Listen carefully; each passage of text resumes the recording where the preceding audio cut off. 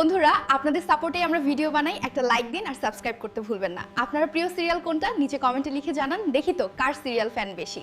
একটা ভুল ধাক্কায় ভেঙে গিয়েছিল লাজুর পুরো জীবন।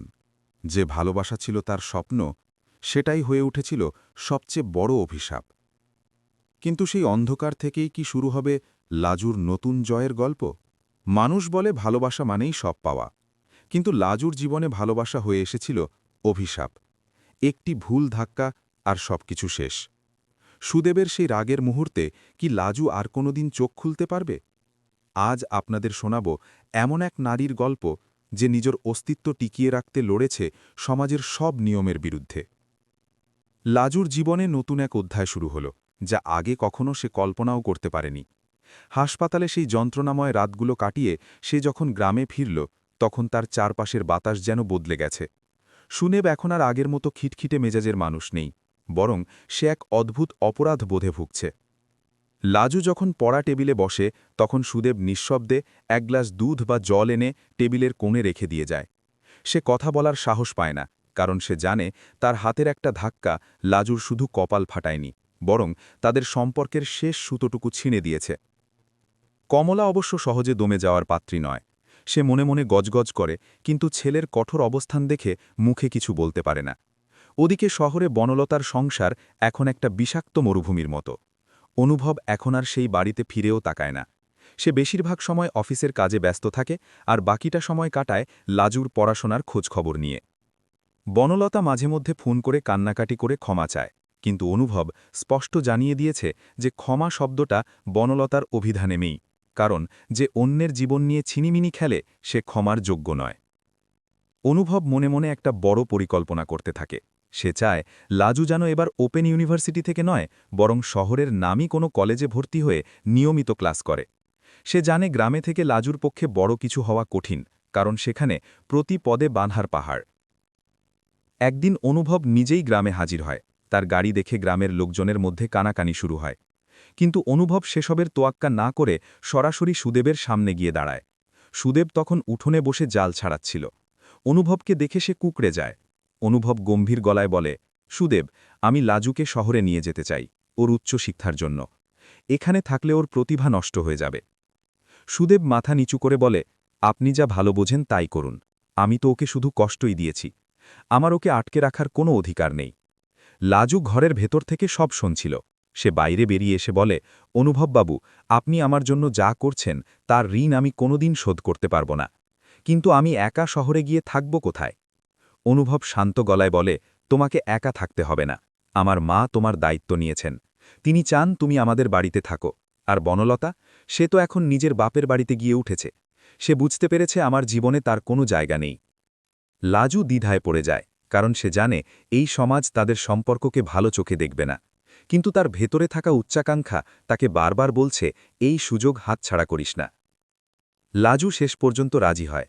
সে তার সামান্য কিছু জামাকাপড় আর বই খাতা নিয়ে সুদেবের বাড়ি থেকে বিদায় নেয়।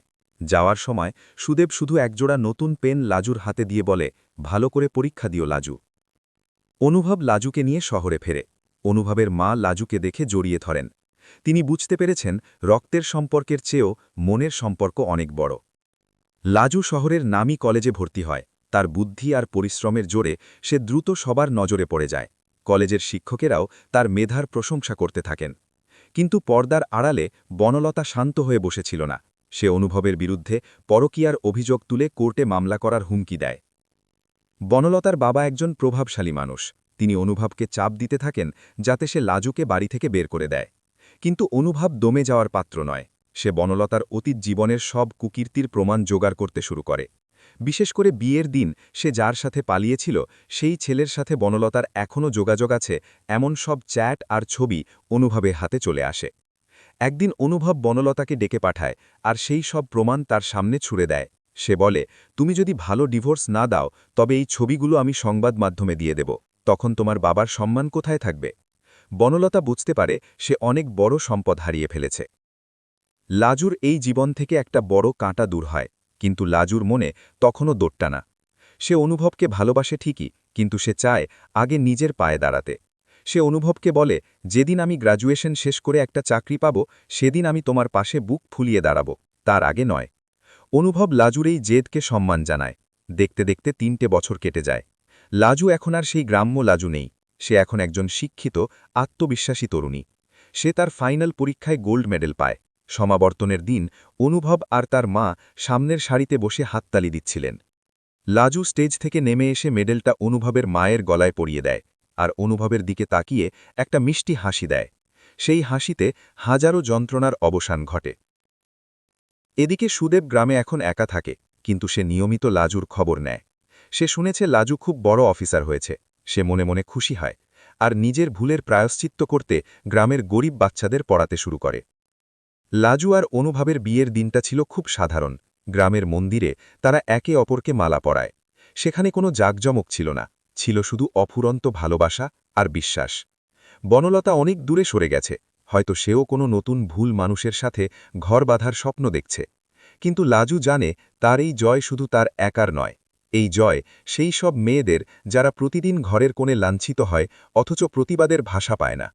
লাজু এখন শুধু অনুভবের ঘরণী নয়, সে সমাজের এক উজ্জ্বল নক্ষত্র, যে তার জীবন দিয়ে প্রমাণ করে দিয়েছে একটা ধাক্কায় সব স্বপ্ন শেষ হয়ে যায় না, বরং সেখান থেকেই নতুন এক রূপকথার শুরু হয়। বিয়ের পরের জীবনটা লাজুর জন্য যতটা না মধুর ছিল, তার চেয়ে বেশি ছিল দায়িত্বের। কারণ সে জানত সমাজ এখনও তাদের এই অসম বয়সের বা অসম পরিস্থিতির বিয়েটাকে সহজভাবে গ্রহণ করেনি। অনুভবের বাড়িতে আসার পর প্রথম কয়েক মাস লাজু শুধু নিজেকে নতুন পরিবেশে মানিয়ে নিতে ব্যয় করেনি, বরং সে চেয়েছিল অনুভবের মায়ের একজন যোগ্য মেয়ে হয়ে উঠতে। অনুভব এখন আগের চেয়ে অনেক বেশি শান্ত, কারণ তার দীর্ঘদিনের মানসিক অস্থিরতা লাজুকে কাছে পাওয়ার পর মিউজিক মিটে গেছে। একদিন সকালে অনুভব যখন অফিসের জন্য তৈরি হচ্ছিল, তখন লাজু এসে তার টাইটা ঠিক করে দিতে দিতে বলল, অনুভব বাবু, আপনাকে একটা কথা বলার ছিল। অনুভব হেসে বলল, কতবার বলেছি, এখন আর অনুভব বাবু নয়, শুধু অনুভব বলে ডাকবে। লাজু একটু লজ্জা পেয়ে বলল, অভ্যাস তো সহজে যায় না। আসলে আমি ভাবছি একটা স্কুল খুলব আমাদের ওই গ্রামের দিকে, যেখানে মেয়েরা মাঝপথে পড়াশোনা ছেড়ে দেয়। অনুভব লাজুর হাত দুটো নিজের হাতের মুঠোয় নিয়ে বলল, এটা তো দারুণ ভাবনা লাজু, আমি সব সময় তোমার পাশে আছি। তুমি যেভাবে চাইবে সেভাবেই হবে। লাজু জানত এই কাজটা সহজ হবে না, কারণ গ্রামে এখনও কমলা আর সুদেবের মতো মানুষ আছে যারা মনে করে মেয়েদের বেশি পড়াশোনা করা মানেই কপালে দুঃখ। কিন্তু লাজু দমে যাওয়ার পাত্র নয়। সে অনুভবের কাছ থেকে কিছু টাকা ঋণ হিসেবে নিয়ে গ্রামে নিজের পুরনো ভিটে ছোট্ট একটা টিনের ঘর তুলে কাজ শুরু করল। প্রথম দিকে কেউ তাদের মেয়েদের পাঠাতে চাইত না। সবাই বলাবলি করত যে মেয়ে নিজে ঘর ছেড়ে পরপুরুষের সাথে পালিয়েছে, তার কাছে পড়লে মেয়েদের চরিত্র নষ্ট হবে। এসব আজে বাজে কথা লাজুর কানে আসত, কিন্তু সে কানে দিত না। একদিন সুদেব নিজেই লাজুর স্কুলে এলো, তার হাতে কিছু নতুন খাতা আর পেন্সিল। সে লাজুর সামনে দাঁড়িয়ে বলল, লাজু, আমি অনেক অন্যায় করেছি তোমার সাথে। আজ যদি এই স্কুলে আমায় একটা পাহারাদারের কাজ দাও, তবে হয়তো আমার পাপের কিছুটা মোচন হবে। লাজু সুদেবের চোখের জল দেখে বুঝতে পারল মানুষটা সত্যিই বদলে গেছে। সে সুদেবকে ফিরিয়ে দেয়নি, বরং তাকে স্কুলের রক্ষণাবেক্ষণের দায়িত্ব দিল। এদিকে শহরে বনলতা এখন চরম সংকটে। তার বাপের বাড়ির সম্পত্তি নিয়ে ভাইদের সাথে বিবাদ শুরু হয়েছে। আর যে প্রেমিকের জন্য সে একসময় ঘর ছেড়েছিল, সেও এখন তাকে ছেড়ে চলে গেছে। বনলতা একদিন নিরুপায় হয়ে অনুভবের অফিসে গিয়ে হাজির হল। সে জানত অনুভবের মন নরম, কিন্তু অনুভব তাকে দেখামাত্রই গম্ভীর হয়ে গেল। বনলতা বলল, বনলতা, আমি জানি আমার কোনো মুখ নেই তোমার সামনে দাঁড়ানোর, কিন্তু আমি খুব বিপদে পড়েছি। আমার থাকার কোনো জায়গা নেই। অনুভব শান্ত গলায় বলল, বনলতা, তুমি যখন ভুল পথে হেঁটেছিলে তখন আমি তোমাকে বারবার সাবধান করেছিলাম। আজ তোমার এই অবস্থার জন্য তুমি নিজেই দায়ী। তবে মানবিকতার খাতিরে আমি তোমাকে একটা ছোট্ট ফ্ল্যাট আর সামান্য কিছু মাসিক ভাতার ব্যবস্থা করে দিতে পারি। কিন্তু মনে রেখো, আমার বা লাজুর জীবনে ফিরে আসার চেষ্টা কোনোদিন করবে না।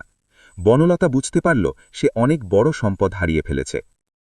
লাজুর স্কুল এখন অনেক বড় হয়েছে, গ্রামের মেয়েরা এখন অনেক বেশি সচেতন। লাজু একদিন অনুভবকে নিয়ে সেই স্কুলের বার্ষিক অনুষ্ঠানে গেল।